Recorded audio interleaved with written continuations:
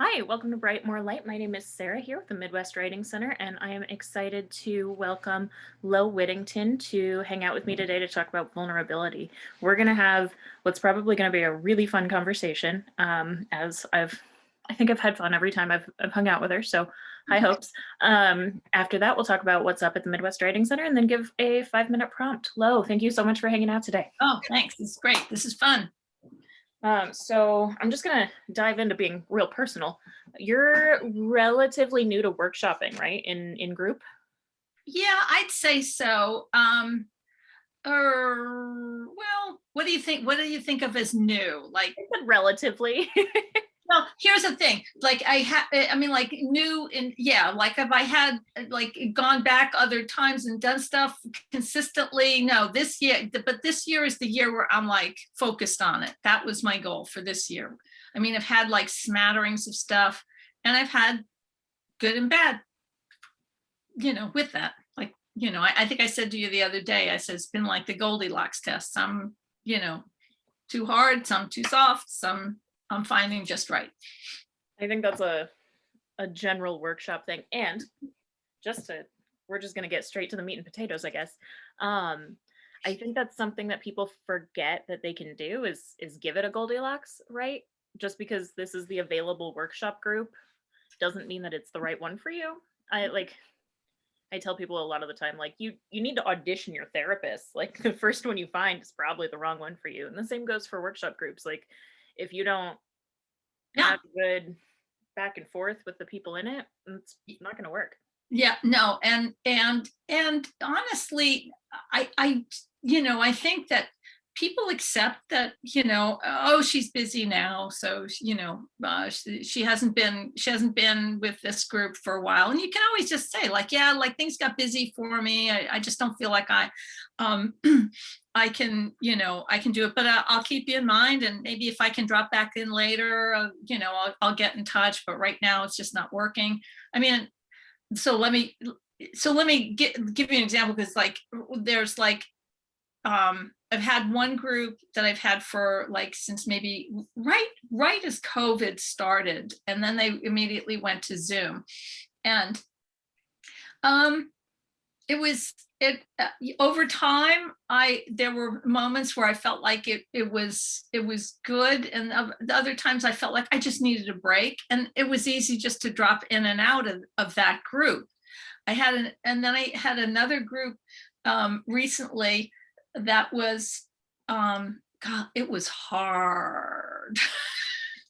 It was hard. And what was hard was that everybody in the group was, in my estimation, like professional, not writers, but they were professional, what I call professional readers. They taught at a university level, okay, and they taught literature.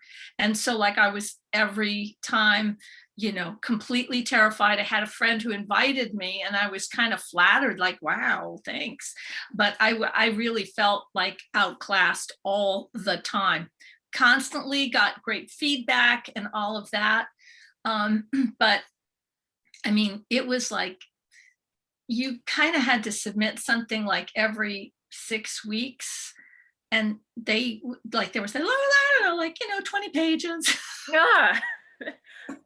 I was like, and If they're professors of lit, then they're like really reading too. And I know. I don't know if And I could give anyone a draft of anything that had any kind of subtext. Like I was really, they really made me nervous, and they really made, not nervous, I mean, like, I was just really felt very exposed and very swimming in the deep end. Okay. And I felt like they were so but I wanted to stay with it as long as I could, because I felt like I was learning so much about how, sounds stupid, how to read somebody's stuff, and I could listen to what they were talking, how they talked about different pieces and what they noticed. I mean, I learned so much. But here's here's one of the things about some groups. Some groups are really, what can make them hard is what's good and bad. I mean, like, some groups have like specific goals, and they are writing so that they can finish a piece to get it published. Okay. And that's who these people were. They they're, publish or perish type of people, and so like they're looking to, have a published piece. They're looking to, do something that will lead to a grant or something like that. But that wasn't me. And this is really kind of embarrassing. At the end of the year, the person who kind of started the group, we came back, like it was like towards the end of the year, like, oh, well, let's all just celebrate, like we've been together now for like however long it was, like maybe several months. Maybe we should think about like what we want to do on an ongoing basis. And I was like everything they did made me feel like, oh, this is about me. They don't want me. Oh my God, that would be so scary. Yeah, I know, but sometimes it's good to go to the scary places. And then, so anyway, so sure enough, so what happened was, this is really great. I went online to find the link, because she had a sheet that had, FAQs, and so I went on there and I saw that things were changing on there, right? And I'm like, oh, this is interesting. She was changing the ground rules. This was right before we started, right? And she was changing everything. And she had literally an application process to be part of the group. And so what she brought up in this little chit-chat was, maybe we want to invite some other people into the group. And I'm thinking, this is about me. She wants to get rid of me. So this is where my vulnerability went. And I looked at like her little application thingy and I thought, I don't belong here. I got a lot out of it. I really, faced the wind on that one. But sometimes you just have, and so like I was really, I told them, I said, I feel like I got so much out of it. I didn't feel like I had to tell them I felt like I never belonged, because they were nice. They would have been, oh no. Just don't want to hear it. So I bowed out and they were all really nice about it. And another gal also bowed out because she felt kind of the same way. This really wasn't, I don't know that I want to continue with this 20-page minimum. It was like a minimum. And I feel like I'm pretty like relatively professional about things, but 20 pages is... Well, and they were all like, couple of them were working on actual books. Okay. Mm-hmm. There were 6 of us all together and 3 of them were actually had a book project that they were working on. And, or really 4 of them, the other person that left and I, we just were not into the 20-page minimum. I didn't really have a project. I was starting to veer more into poetry and they were like, oh, we like poetry. And so we decided to pull out and we formed another group. We pulled in some people that we both knew and hacked out like what we wanted to do. Some of them were used to like more of a generative writing group. And so we, we sort of changed the length limits. And it's working now. And if it weren't, I would just slither away. And then I found your thing that you do twice a month. With the Midwest Writing Center. And that's fantastic. I mean, it's also great because one of the things I think about being in any kind of workshop is you really do learn a lot about reading. And you discover a lot about how people, what other people are writing and how people see what you're doing, but it still is scary. I don't know what your experience. Yeah, I don't know what your. I mean, I can keep going on like this. Well, so the thing, so I'm gonna be honest. I never went to Writer's Studio before COVID when it was in person.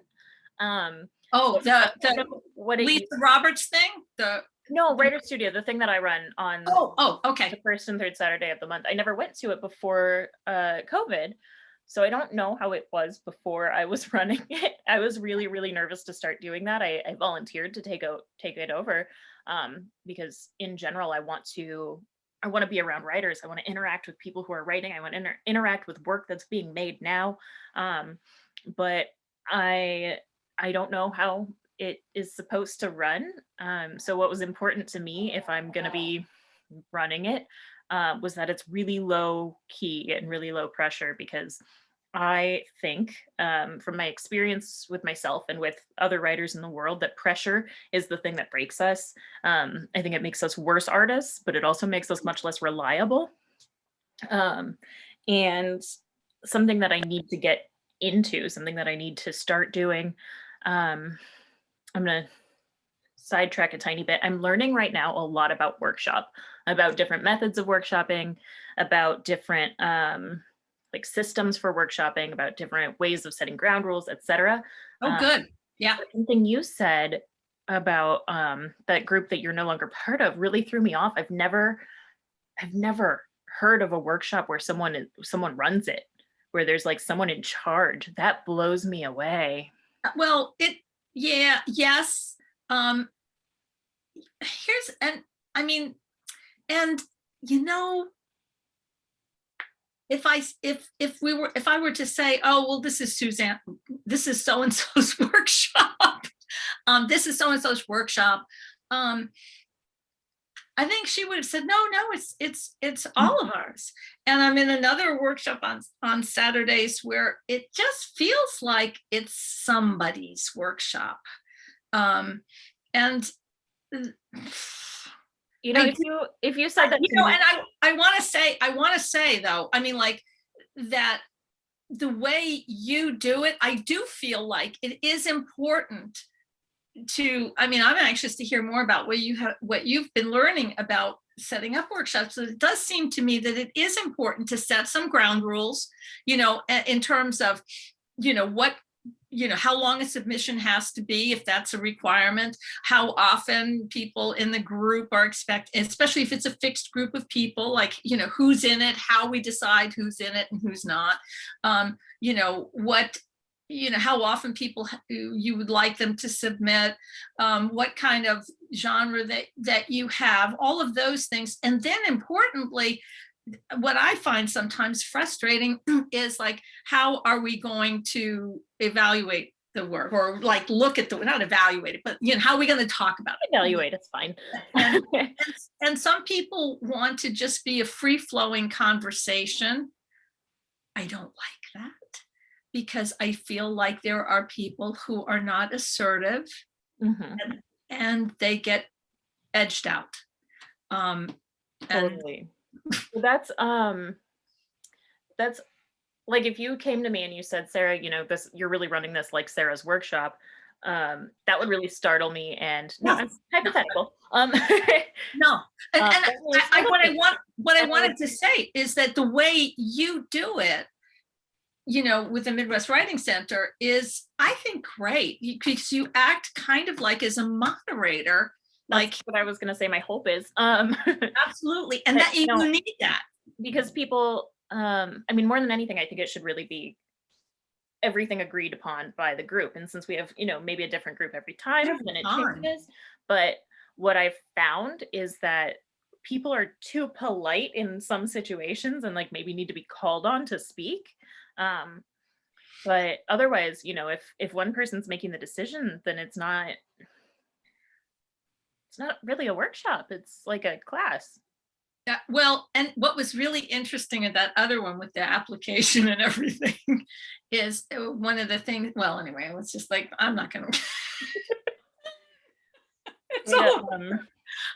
But no, what I really like the way, I mean, like, because it's true, it does seem to me that it's kind of drop-in-ish, you know what I mean? Every time it's a little bit different. So how you manage to, run through that is really, I think, very well done. I mean, because everybody, and I really like that you have the material up to look at so everybody can see it, because for me, especially if it's poetry, I like to see it on the page. I can't process audio.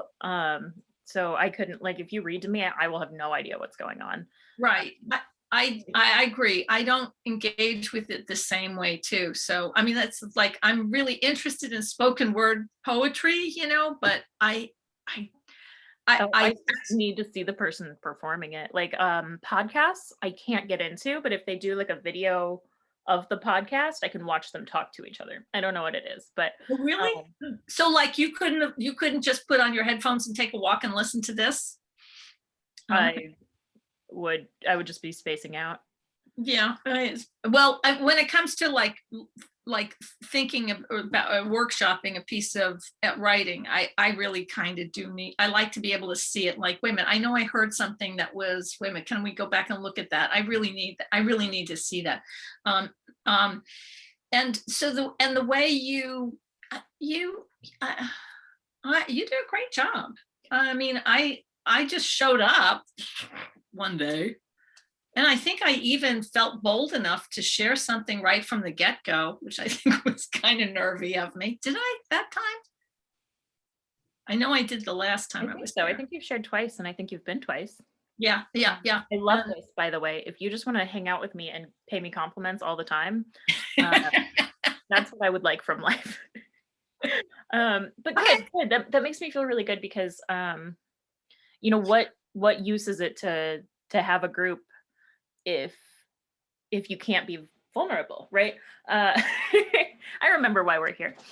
The thing about ground rules though is totally different from in my head from what you shared a moment ago because my thinking is like we sit down and we talk about what workshop style we're going to use um, because the traditional workshop style, the Iowa workshop method, Yeah. is I read my piece or everyone reads my piece in advance, and then the reader is the expert, which I never really thought about, but is pretty problematic because if I say something that's cultural and my audience doesn't understand it, and then they say like this doesn't belong here, I don't get it. That's rude. But that happens, right? Because when we do this traditional workshop method, the writer's not allowed to respond. And Oh, the things that get criticized are not necessarily critical to the piece, right? Critical meaning important here, not meaning criticism. Where like, what I really want to know is my um is my subtext coming across, and you just keep saying I don't like your word choice oh God. here, then that's not effective. So there's a lot of workshop methods that um, start out with the writer saying, "Here's the feedback I want," and then people specifically answering to that because sometimes there's a piece and you're like, "This just isn't good," and you Well, don't what do you say do that. then? That's the worst. You don't say that, but like that's not actually relevant. Like you were saying earlier, evaluate wasn't the right word, and that's awesome because we shouldn't be reading something and judging the value of the piece. We should be responding to how to make the piece better in that author's intentions, which is so hard. It's really hard, especially since like my taste is the best taste and therefore what I think will make it better. I mean, I do believe that, but I'm being sarcastic. Well, Uh, I mean, it is really hard. I mean, there's certain things that there's certain styles of writing that people prefer. I mean, right. and it's really hard to get past that. But when you talk about like, I mean, the way this workshop, the other workshop that I have that going on right now works is that you don't say anything, you just listen to what they have to say. The good one that I wasn't good enough for, what I learned from them is it's not about I don't like this word choice, or it wasn't that kind of feedback. And what it was more of, as I read this, what I'm discovering is this question, or this character presents me with this dilemma, and what engages me here is the way you created dialogue, the way Yeah, you what a good, thoughtful response. the way you drew me in with this, that, the other thing. And here, right here, is a little place where I kind of fell off the page, and I just didn't get this. I just felt like this took me out of that in whatever way it did. And that kind of commentary, I think, is useful. When you're in a group where they say, I think you should move this here, I think you should cut this. I mean, it's hard, because like there are times like you do kind of feel like the thing that where I fell off the page may be something you need to cut, but I as a reader need to say why I don't, not just context and thoughtful right. context. It's not just like my preference. I could have done without you putting in the recipe of your grandmother's banana cream pie, I just need to understand. I mean, like, is it going some other place? I mean, is this like, one of those things that's told through recipes or something? Right. I don't know. Presumably you would know. Huh? Presumably you would know. Presumably you would know. But I do take that whole thing, like, how like somebody's commentary can be uninformed, their experience is not such that they can really, I mean, like if you're writing about, I don't know, like childbirth comes to mind, or living in a foreign country, or something that maybe I don't have, somebody doesn't have experience of. Okay. Speaking out of your limited range of experience or your limited cultural references to somebody's work could be harmful if the author really. So I have a terrible poker face. Okay. And this one friend of mine who I've had for a long time still remembers, she gave some comment to something I wrote, and I must have gone, because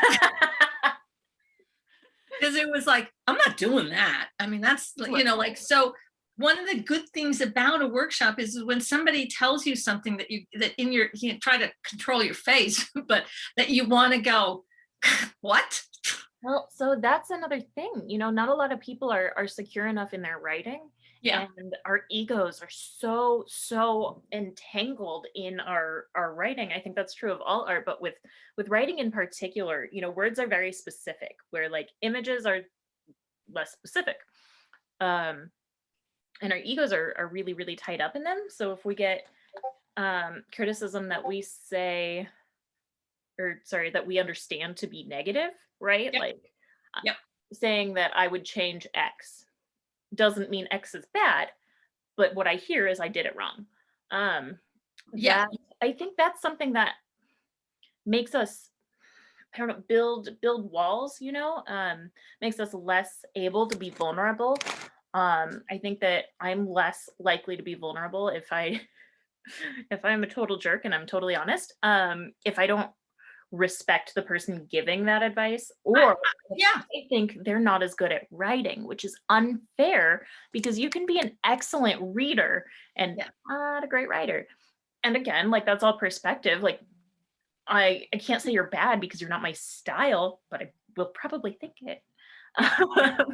No, so that's a really, really good point, because there's a lot of bad writers out there, and at one time, and to some people, we are their worst writer. Absolutely, absolutely. It's totally subjective. I like what you said, that they could be a really good reader. You know what I mean? Like, think of all the people in publishing who are able to help people across that publishing threshold by helping to edit their books, by reading them, really reading them. I'm looking for a book. The group that you were talking about, that was giving that really insightful feedback. I mean, you can't pay for that. Like that's, no. I gave something to somebody. You did pay for it. I gave something to somebody and that I trust. Okay. And I think you're right. You know, it's really hard if you don't trust a group and like or know people like in your group, I can go, that's them. That's them. But Right. people that I trust and care about, if they diss my work or they're like harsh on it, um, that's I listen to that. I mean, and I mean, like I might not agree with it, but I can listen to it. I'll give you an example. This is really, I have a really a good friend that I care about a lot, and she's a poet, and this is like new for me, and I feel totally unskilled. I have no idea I have what I'm doing. I'm totally it's like self-learned. My husband has an MFA in poetry, and I'm like, I don't even want him to know that I'm doing this. I feel that. I'm on the internet.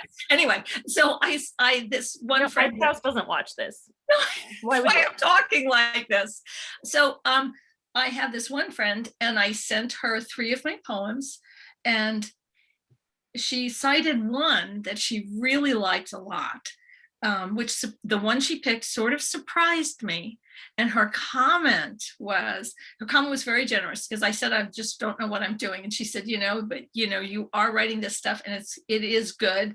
And before you get to be like too, I don't remember how exactly she put it, but like too academic about it or too, precious about it or too skilled at it. You know what I mean? In the way that people can get hung up. Mm-hmm.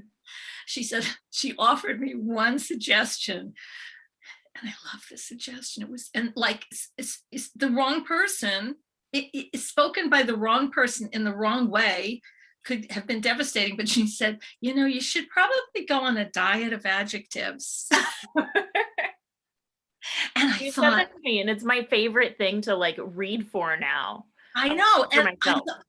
I thought to myself, and I did, I went back and I was like, oh my God, that is so, I like, get rid of that. And it would, I mean, like, so the trust thing is Verbs really verbs hard. make much better adjectives than adjectives do. Yes, right. That's what runs the whole thing, right? It's what Hemingway. Frustrating to say, and it's frustrating to like edit for, but it's true. Verbs are way better at being adjectives. Yeah. I was gonna say along the lines of what you just said. My spouse, who right now I will be grateful he doesn't watch this. He's a really solid writer. We met in school and shared writing with each other, and I will say good writing's a bit of a turn on if you're courting me. And I'll show him something. I'll be like, I really need feedback on this, and he'll be like, well, it's nice. Oh my God. What do I do with that? What do I do with that? And here I'm like, my heart is in my hands and I really need help. And I know like I can't yet put words around what my issue is. So I can't give it to someone else and like specifically be like, hey, how do I fix X? And he'll be like, that's a nice character. What is nice? I love you. I respect you. I think you're talented and your feedback is trash. I don't, yeah, really, I don't, yeah. And all it really says is I really don't want to tell you the truth. I don't want, and you know what, here's the thing, like there are lots of times, like I'll be in like not lots of times, but I'll be in a group and I'll be really hating a piece. And like, because I'm insecure, I go right to, oh, it's because I don't know how to read right. Okay, it's me. And so I'll hang back a bit and I mean, I'll wrestle with like, what is it that's like troubling me with this piece? And I'll hang back a bit and I'll listen to what other people say. And sometimes I'll like suddenly like a light will go off and I'll go, oh, that's what it's about, and I didn't read it that way. Because I know exactly what you're talking about. And so when I feel like something is nice, I think that's when, like, if you're in a group, you got to think about like, what's the question you have for the writer? Like if I thought your piece was nice, I'm not going to tell you this, because if I say this later on for a piece that you've written, you're going to go, oh no, she thinks it's nice. But like, you can say like, what are you going for in this piece? I Right. mean, is this, I think part of it is he like doesn't want to say the wrong thing, which is sad. Like, I hope that you feel safe in this marriage. that's why we don't talk about it. We don't talk. But I think the other part is like not knowing how to give feedback, which is a reason that maybe it's hard to get vulnerable in workshop, is you don't know, or the other people don't know how to give feedback, or you're not asking the right questions of the people giving you feedback, because those are things that you need, skills in and training in, you need to practice at. And And you need to listen to other people in your group I too. love what you were saying about, if you um you don't really get a piece, and often especially in like scholarly literature or like Oh the God. canon, I'm like, I don't get it, like what's so great about this piece, and a lot of the time it's just because it's old, but um like I get really frustrated about Beowulf because I'm like, yeah, this is a fun adventure story, but you guys, this isn't great lit, like. I know. And Gilgamesh. But rewinding, I was working in, you know what, I was gonna say I can't talk about it, but it's been published, so I can totally talk about it. There was this piece, and well, I'll be vague. In the workshop I was running, as like a teacher, and the whole group was like, "Oh, I don't get it, I don't get it, I don't get it." And I was looking back at the piece, and I was like, "Why doesn't anybody get this?" And I realized the piece was about sex, and it never explicitly said that. So the we were deciding whether or not to publish this piece. Um, and I realized that the people reading were reading line by line rather than putting the picture together. And that can be, and what we did to fix that was we asked the author to change the title, um, which made all the difference in the world. This is the reason I was gonna not say this is because it's gonna sound pretty terrible, but that's our young emerging writers internship. So Yeah. interns were evaluating whether or not to publish this piece by a different intern.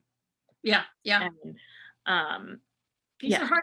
so, teenagers have sex. That's true.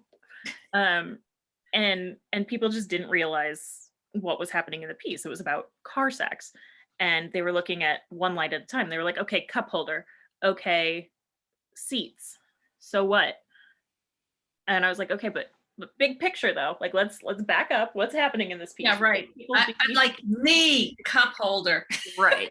Why would someone be in an awkward position in a car at in a secluded area? Like and the How solution, old were these people evaluating this? they're teenagers. Oh, It's all maybe, teenagers. maybe teenagers do sex differently now. Maybe they just, no, seriously. I mean, like when I was a teenager, it's true. Like your parents were home, and I went away. You need wasn't privacy.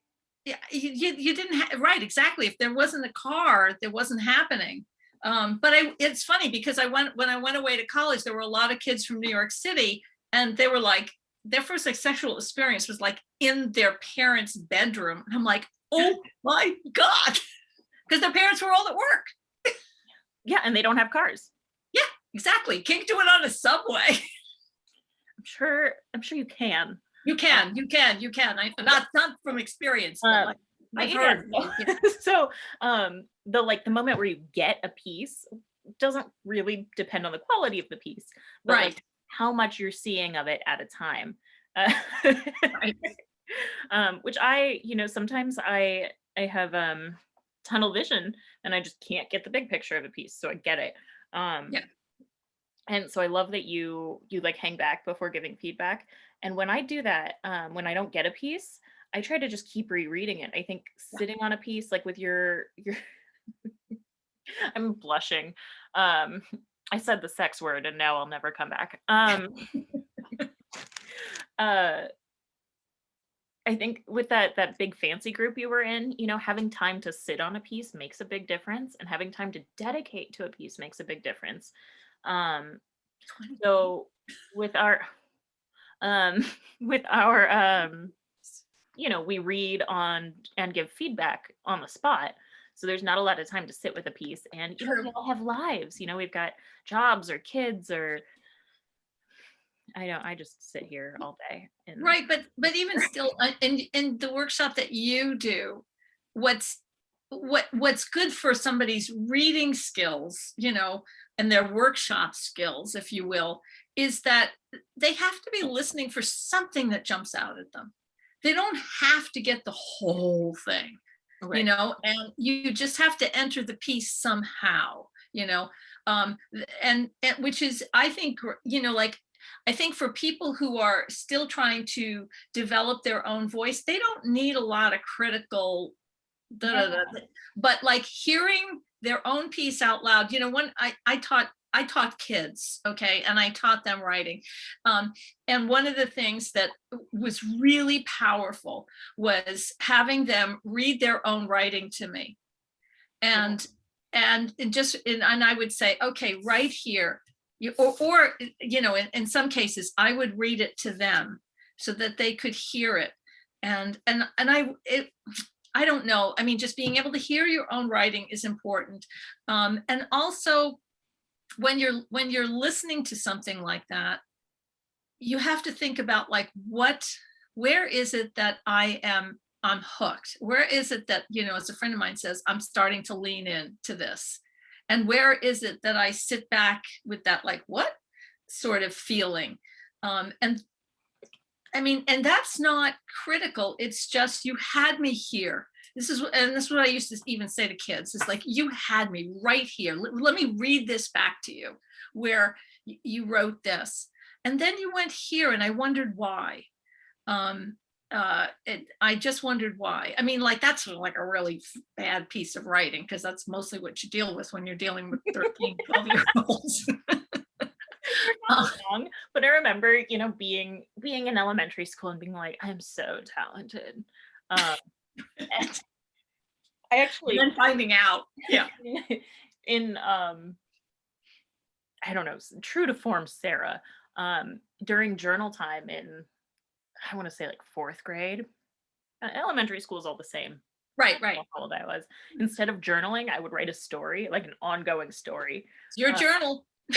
and I definitely got in trouble for it a couple of times for not reflecting on whatever. Um, and I was just like, yes, but I'm so talented. And my poor teacher was probably sitting there, like, trying to read our journals and, like, get our thoughts and see how she was doing or whatever. And here I am, like, and then the fairies landed in the Capitol building, and Yeah. And that's when you say to yourself, what does this child really need? Do they need to be answering my question about, I don't know, whatever it was? I don't know what that teacher had for as a reflection question. I mean, to me, yeah, I mean, yeah, there are so many more fun things you can do than just, open your journals and write to this that I have on the board. That's usually when the teacher is, like, grading papers. right, I mean, it's a time killer. looking back, I'm like, what even were we doing? Like, I mean, you know, yeah. reading my adventure stories about fairies in New York didn't do it for you. No, no, there's so many more fun things you can do with kids, and that they just love. I mean, even just telling them, okay, everybody get a pencil, put it on the paper. You're not to let it up for, like, I just would do 60 seconds. I mean, that was as much as they could handle. And they, just keep writing, keep writing, keep writing, everything and anything. You can just write the same word over 100 times. I don't really care. But they didn't. I never had kids do that. It was really funny. They really wanted to write something. It was, I love and that. they I love wanted to that as read an it out exercise loud. in general. Hmm? I love that as an exercise in general. Yeah. Yeah. Like, one of the things that I used to do is I used to write with this guy, and we would get together, and initially I think it was like 15 minutes. And then we took a break. He was traveling someplace, and we came back, and he said, so we start with 30 minutes, right? And then we took a break and read the 30 minutes, and then kind of gave each other, that instantaneous feedback. This is where you got me. This is where you had me. and then we'd go further. And like sometimes it would take a different thing and we'd do something different with the last 30 minutes, or, or we in the middle of the 31st, we discover something new anyway. And then we would do that for another 30 minutes. His biggest criticism, and I think about this a lot because I think he was right, is like at the end of everything, I always had to kind of like make it nice. Have a happy ending. I heard this. I mean, I'm paraphrasing someone who is paraphrasing, so forgive me. Because I want that. Like if I know that I'm not getting a happy ending, I'm like depressed in advance. So I really want that. But I heard this. So it was Round Gerard paraphrasing Jorge Luis Borges. So two real big names paraphrasing, and me. Thanks for name dropping. No big deal. So she said, she paraphrased him because I don't want to say that I'm quoting Borges and be way off. She said that, she talks to her parents or whatever, and she's a Middle Eastern woman. So, so I've had the same response from my parents, which is, how come you never write anything happy? And she said, quoting him, that happiness is an end to itself, which does not need to be transmuted through art. And I thought that was so beautiful and powerful as like an explanation for why so much sad art exists. Yes. But also why, as a consumer of art, we don't want the sad ending, right? We're already living it. Here's what I think what like I like what Jorge had to say. I mean, he's an incredible guy. But I think that it's very true. Like happiness doesn't need art as an intermediary. It is its own end. I love that. That's terrific. And I think that art presents you with what life does. It tries to get close to life, and all life does is give you questions. It's like, that's really beautiful. I mean, see, you like hearing how well you do your like thing. I like, let me write that down. All life does. And I have a friend who's a poet, and he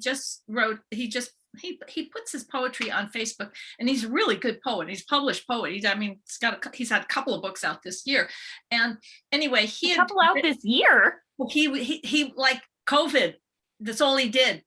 And he wrote one, and it was all about holding two completely different things and keeping the tension of two things at once.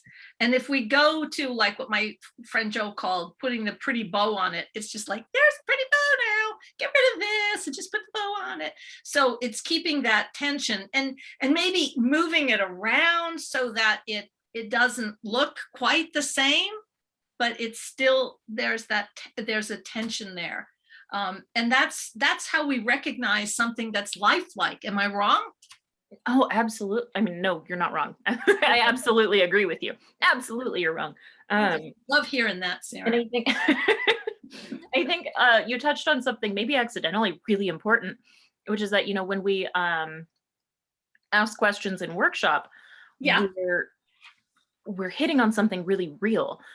Because if art is imitating life well, it's giving us questions. Yes. And in order to, better answer or better ask questions as an artist, you need to be asked the right questions about your work. That's just, you blew me away with that. Well, and to understand that that's what is life like, and what you're going for is not something that, I mean, I think about like, remember, I don't know, your mom got like, Red Book magazine, way back in the day. They were all like those. And then her husband came home and everything was fine. Like they were all that kind of thing. I mean, like I have trouble with book clubs that kind of pick books like that. Mm-hmm. And because there's a big market for them. I mean, people can write a bazillion of them if they just don't care. I think about that occasionally. Yeah. Like could I sell out and write just trash? Like one, am I capable? Like, can I write this stuff? Like, how hard is it to write this stuff? And then could I do it? Like, can I get really rich? Can I write like cozy mystery romances? I think you could. Probably not. I think I mean, like, if you wanted I to. can't say the word sex out loud, let's be honest. You're Um, so funny. you said something that I wanted to respond to. Oh well, it's gone. You'll think of it later. I'm just writing. I'm going to send you that poem. I would love to see it. Mhm. Um, all life does is give you questions. But that idea of the tension too. In fact, on my walk, we were talking about like this idea of, like why people, why people write, or like, what's the whole point of it. And I said, I don't think that there is like, oh, I mean, like, you may get to a point where you feel like this piece is complete. Okay. This piece is complete. And so like when you go to workshop and somebody says, I should put this in, you can go, yeah. Um, but once you get to here, you might, then what? You still now are just maybe, like you've got a little maybe higher benchmark in your own mind to do. That's why writing those trashy novels would be bad for you. You'd be taking the elevator down. I love what you're saying. I wrote this piece, and this is a long time ago. I wrote the piece in 2011, and fixed it up, edited it as much as I could because I had a reading to go to or something. I work really well if the deadline is right now. Another reason to be in a workshop. And there was a few lines that were really messing with me, but I got them, and published this piece. And a few years later, my friend asked, like she was really partial to that piece. She has her own magazine now. She went to editor school. She has a certificate. And she was like, I would really love to put this piece in my magazine. Did that last place have first rights only? What's the situation? I was like, yes, you're asking me to put, yes, you can publish me. Yes. Yeah. And then she goes, but it needs some edits. And I was like, what? This piece has to be it's been published. I am perfect. And I think we changed 3 lines, and it's just, now it's done. She was so right. Good and what feedback. she did, I don't remember quite what the things that we did were. I don't remember what was her Right. idea, what was my idea, but it added wordplay, which added these, A dimension. Yep. 6 layers of depth to it. And the point of what I'm saying is that's why it's still useful to workshop stuff 6, 10, however many years later, and still useful to workshop stuff even if you think it's done. But I would also say with the right audience. Right. People you I mean, trust. I remember going to a reading with Louise Herdrich, and she's reading from her, it was a Prairie Lights. And she said, and after she finished the section, she said, if you're reading along with me, you may have noticed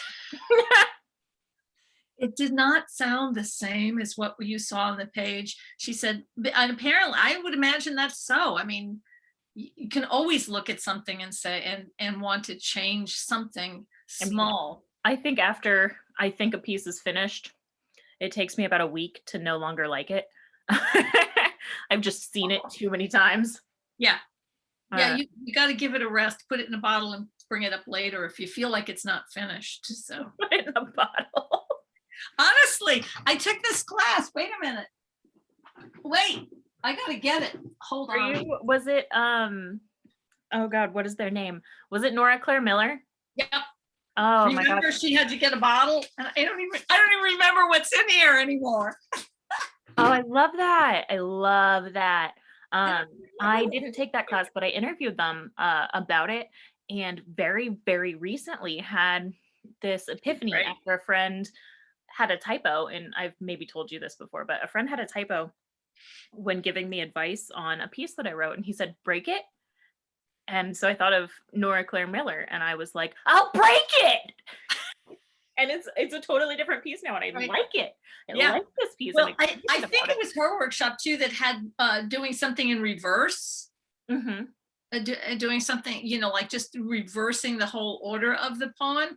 And that one that I brought to the workshop the last time with you, I think I did that. And I was like, wow, this is really what I meant to say. And I think that,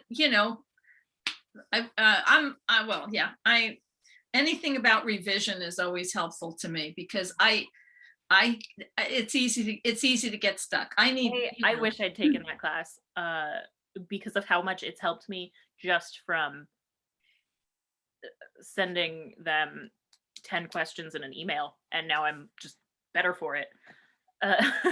Here, and this was the other thing. Was it this class? Was it the one where she was talking about Audre Lorde? That poetry is not a luxury. Was that this class? Becca Klaver. That was Becca Klaver. Okay, so here are my little things.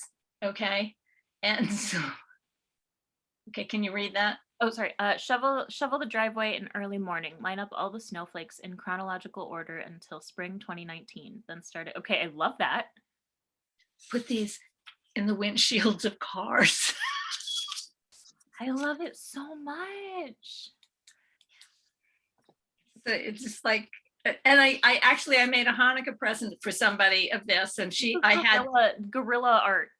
I had made her a Hanukkah present where I put them in individual envelopes on a ribbon, and then she had to open one each day of Hanukkah. That's so cool. It was so cute. She had it on her fridge. It was fun. Anyway, so much. That I just want to say one thing about Nikki's the thing that she sent us, the stuff to read. Where is it? I just like everything that I had two books that I wanted to talk about, but she had a quote from this book by Ben Lerner. Where is it? I know I have it. It's the funniest. Oh, here it is. The hatred of poetry. I don't know this. Well, she had something from this guy in our packet. This book is so fun. It just, people don't like reading. I mean, like I said, in that other group, they said, oh, we like poetry, Right. And I think for people who really just don't think of themselves as poets, he goes into a whole thing about what happened, why we don't. And it's kind of similar to what happens to people as artists. How many kids can remember drawing, and then they got to about 11 or 12 and they stopped? There's a reason. Okay. Well, I love that you're saying this. Thursday, I'm going to have Emily Kingery on here talking about why genre is nonsense and how everything is. Oh, I want to see. I got to listen to that. Sorry, keep going about Ben Lerner. I didn't realize you weren't finished when I interrupted. No. This is great.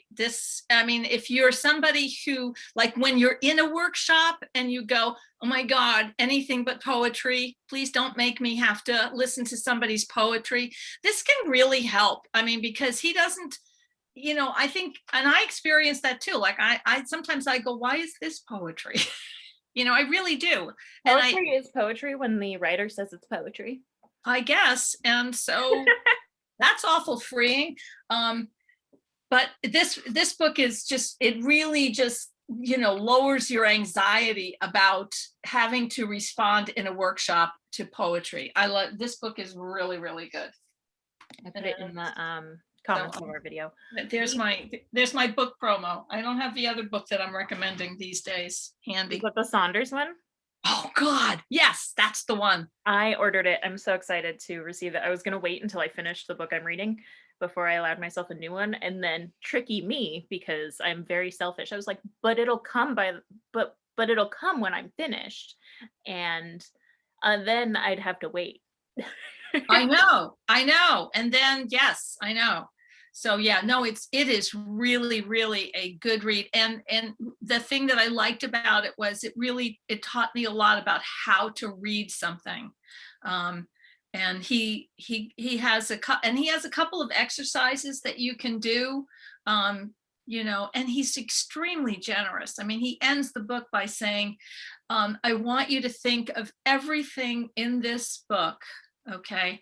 And anything, any idea you got from this book or anything that I said, just put after it in quotations, according to George. Right? I mean, I just, I just I think love him so those much. 6 people that get into his program every. I know. I have a whole lesson that I've developed surrounding one of his short stories because that's the story that made me say like, "Holy crap, how can one sentence do that?" And I took like 7 lighters, like however lighters, highlighters, Yeah, yeah, yeah. however many come in a pack, and highlighted each sentence in a different color so I could look at them. Right, I right. What just was the read story? What was the story? Offloading for Mrs. Schwartz. Okay, I think you mentioned that one. It's it was originally published in the New Yorker. Uh-huh. So you can only see it if you have a New Yorker subscription or if you buy the book Civil War Land in Bad Decline. Right. Which I know because I couldn't find my copy, and so I was looking for it online. Turns out I lent it to a friend in Seattle, so now I know where it is, Okay. but that's 2,000 miles How away. how long ago did it come out? I bought that book.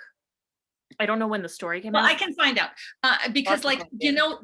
The New Yorker, I 2008. just discovered this week, if you have the Libby app, Mhm. okay, you can look at copies of the New Yorker. No way. Way. I'm like, why would anybody? I hate to say it. Why would you subscribe to it? I mean, not that For money. there Yeah, are, no, I get you. but I was like, I can do that. That's I'm gonna, awesome. yeah. If you can, I mean, it was published in the 90s, I think. So, Okay. I think I should just get that collection of short stories because okay, it's super short too. did you read Lincoln in the Bardo? I haven't read it. I don't know. The whole room is full of books I haven't read. Another good question. Okay, another good question. Other than like the other one I said, interview questions, like what tabs do you have open? Another good question is, which book would you say that liking it is a condition of friendship for you? Oh, that's so real. Lincoln in the Bardo.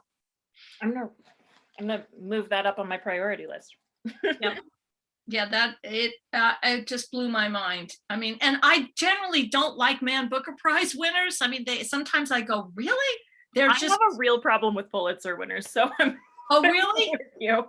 Pulitzer's not so much, but Man Booker, whoa. I mean, I took a class from a woman that I'm friendly with and on Facebook, like that's a friendship credential. And she translated Olga Tarzyk's who won the Nobel Prize, her book, what was it? Not August. Maybe it was August. Anyway, whatever, she won the Nobel Prize and she translated one of her books. And I tried to read it like 4 times. I always feel so guilty about that. Huh? Like I do too. That's where I say to myself, that's not your fault. I've said this a lot recently because it's a new discovery for me. But I didn't realize some people could just sit down and read. I need a book to call to me or it won't get read. But some people can just be like, oh, well, I was going to read this book, and then they read it. I have had this year, I had 2 books that I chose to read. I had a purpose for reading them, kind of like when you're in school, like I want to read this book because, and I felt I need a new word for this, because I felt kind of like I was married to it and I didn't have grounds for divorce. I did that. There was a book I read for a friend last March, and I hated it. And I kept reading it because I told her I kept thinking it was going to get better. I kept thinking there was going to be it was a Pulitzer winner. There you go. And it was endorsed by one of my favorite writers. And one of my best friends asked me to read it with her. I've talked bad about it on this series already. It's the book Less. Oh, I liked it. I hated it so much. I liked it. I loved it. It had a really nice ending, and I didn't think Arthur deserved that ending. Oh, well, you have to think of it in terms of, Odysseus returning home. Yeah. I don't know. I mean, I liked it. I did like it. Okay. He's got pretty sentences. And And I was really mad about the happy ending because I liked the happy ending. And then I realized nothing in the book led up to that ending. I have to reread that ending. I mean, I can just tell you. No, it's okay. I got it. I think I have it in there still somewhere. Oh, I hated it. The That's other book awful. I hated last year was the prequel to Twilight. I hated it. Oh, I wouldn't have read that anyway. I need to read things that are popular. It's like a terrible compulsion, and I often Okay, hate them. so like Lincoln and the Bardo is on my condition of friendship. Okay, now the Goldfinch, I haven't by read that Donna, one either. huh? By I haven't read Donna that one either. Donna Tartt. Mhm. Yeah, and in fact, my neighbor and I, like, she's now still my friend because she liked it so much. She gave it to her husband. He hated it. Oh. You can't even say it in front of him. And I'm like, I'm just, you're in dangerous territory here. And then this guy here, I have a friend who hates him so much. Mhm. Hates him so much. So much. Like, all I have to say is, that reminds me of a Karl Narsgaard piece. It's like, shut up. But he's somebody I just love. I would say He's like more like an essay writer, memoirist. And They Can't Kill Us Till They Kill Us is definitely, if someone dislikes that book, it's going to be a problem for me. But okay. honestly, I'm probably going to call them racist if they don't like it. It's by Honey Abdurraqib. Okay, they can't kill us until they kill us. Yep. But then, the really easy one, like if someone has a problem with To Kill a Mockingbird, like who even are you as a human being? Yeah, really. Well, I don't know. Like now that's sort of come under attack and stuff. Well, no, it's the prequel that people have problems with. But right. I won't. I haven't read it. I don't think I'm going to read it. I don't think I don't want it to be read. I don't. I exactly. I think that she was, kind of manipulated. Yeah. Okay, so they can't kill. Oh, so then that's got to be on my list. They can't kill us until they kill us. I can understand like not understanding it stylistically, but like it's the best prose writing because he's a poet. Oh, okay. Poets who write prose are just out of this world. And it's about music, and it's about bereavement, and it's about racism. Okay. It's a beautiful art because it's essays, but there's a journey, and it's a perfect book. The racism thing is part of my jam with this poetry project that we got going, but we gotta stop. Like it's like we're at our hour. I'll let you go. I'll give. No, I'm happy to talk. I got nothing else. I'm retired, so who cares? I'm having a really good time. Okay. Updates about the Midwest Writing Center. We've got our workshop on journaling for mental health coming up March 15th. That is in collaboration with NAMI of the Mississippi River Valley. That's the National Alliance for Mental Illness. So that's going to be a really great workshop. We've got a workshop leader from NAMI. We've got director of Midwest Writing Center, Ryan Collins, and director of Legacy Book Press, Jody Toohey, will be running that workshop. And that is free or for donation. And the donations will be split between Midwest Writing Center and NAMI. Take a breath. And NAMI. Awesome. Let's see. We just ended a bunch of stuff. So we're going to have our Iron Pen judging period will be over next week, so we'll be making those announcements soon. We're, I think today or tomorrow, opening up applications for our Young Emerging Writers internship. So that's really great. That happens in the summer. It is my favorite part of the year. It is also how I started my relationship with the Midwest Writing Center. So obviously I love it. April is National Poetry Month. We've got a lot planned for that. I can't announce anything quite yet. So I think I'm gonna leave it. Join us on Thursday with Emily Kingery, professor at St. Ambrose, to talk about genre and why it may or may not exist. Whoa. That's this Thursday? This Thursday, right here on Write More Light, 1 p.m. on Facebook Live, and then I'll upload it to YouTube afterwards. Right. Okay, great. And then our writing prompt is going to be, I sort of abandoned ship. I would like you to write into, and I'll leave you. You can set your own 5-minute timer, but I'd like you to write into what Lo said. All life does is give you questions. Thank you so much for hanging out with us today on Facebook Live here. I hope that everyone goes into the rest of the day writing more light into your life. Thank you.